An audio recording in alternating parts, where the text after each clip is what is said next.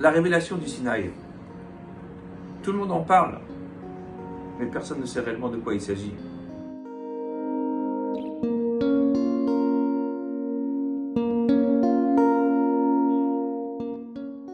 Nous-mêmes, nous n'y étions pas.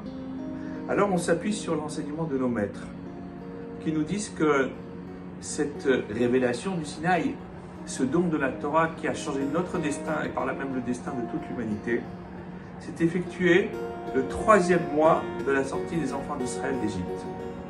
Jusqu'à ce moment-là, ils sont arrivés au pied du mont Sinaï.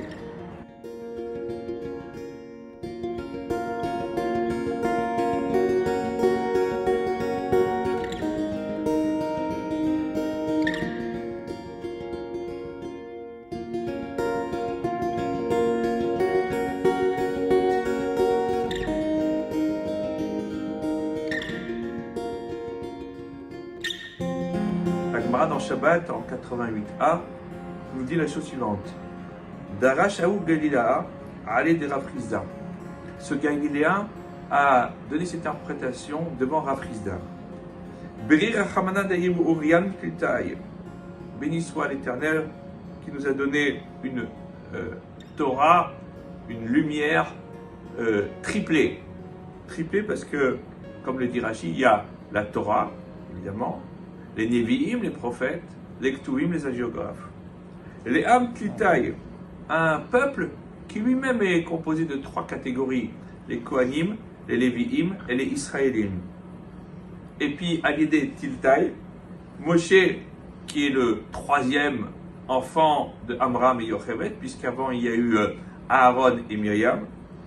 Et le Beyom Klitaï, le 3e jour, nous dit-on, mais le 3e jour, à partir du moment où les enfants d'Israël se sont séparés de leur épouse. Beyechat Klitaï, le 3e mois. Alors, ce passage peut nous paraître très poétique, mais j'ai envie de dire, la poésie c'est beau, mais c'est pas ça qui fait vivre l'homme. On a besoin d'avoir un message, de comprendre de quoi il s'agit. Qu'est-ce que ces tiers à chaque fois viennent nous apprendre? Et en réalité, il a voulu nous montrer la grandeur du peuple juif. Que le peuple juif n'est pas arrivé tout seul. Qu'il est le fruit d'une gestation spirituelle qui a fait que ce n'est pas de manière anodine qu'il a reçu la Torah. Et nos maîtres nous disent que non seulement ce n'est pas d'une manière anodine qu'il a reçu la Torah, mais que c'est aussi la réponse au fait que, comme le dit la Gemara dans Avodah Zarah, lorsque les enfants d'Israël sont sortis d'Égypte, et on l'a vécu la semaine dernière, eh bien, au moment où Dieu s'apprêtait à faire de grands miracles sur la mer Rouge, les anges ont dit, mais Alléluia Avodah Zarah, Alléluia Avodah Zarah. Pourquoi toi, mon Dieu, vas-tu avoir un comportement de favoritisme envers les enfants d'Israël? Ils ne sont pas moins idolâtres que les Égyptiens. Oui, ce sont les descendants d'Abraham, Yitzhak et Yaakov. Ils ont un patrimoine spirituel tellement intense. J'ai une promesse que j'ai faite à leurs ancêtres et je vais la tenir. Et je sais que, nonobstant tous leurs défauts, eh bien, cet attachement fondamental, ancré dans leur gène, dans leur patrimoine spirituel qu'ils ont envers moi et envers la Torah, eh bien, sera indéfectible à travers les âges. Et l'histoire nous l'a prouvé. Même dans les pires situations, même les Juifs les plus éloignés de tout, ont continué de dire Shema Israël, écoute Israël, Hashem Elokeinu Hashem Echad, l'Éternel est notre Dieu, l'Éternel est un, même lorsqu'ils étaient sur les bûchers de l'Inquisition, ou alors avant de rentrer dans les fours crématoires. Ils ont été capables de proclamer la grandeur d'Hachem dans les pires conditions.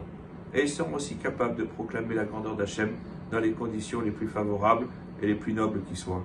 En réalité, eh bien, nos maîtres nous disent qu'il a fallu attendre le mois de Sivan, 3 mois, pour permettre aux enfants d'Israël de se purifier de la lie spirituelle qu'avait constitué l'Égypte pour eux, de se mettre en condition, un peu comme Moïse qui, lorsqu'il est au buisson ardent, Dieu lui dit, écoute, enlève tes chaussures, éloigne-toi, prépare-toi.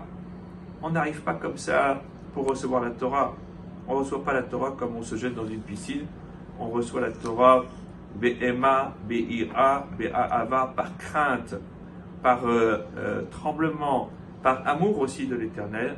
Et on sait très bien que Kutsha Be'ochu Israël Chadou, eh bien cette alliance qui nous a été donnée il y a plus de 3300 ans, elle est toujours perpétuelle, elle est toujours d'actualité. L'Éternel, le Saint béni soit-il et Israël ne forment qu'un. C'est grâce à cette unité que nous sommes là et que Am Israël Chai, que le peuple juif est vivant. Shabbat Shalom.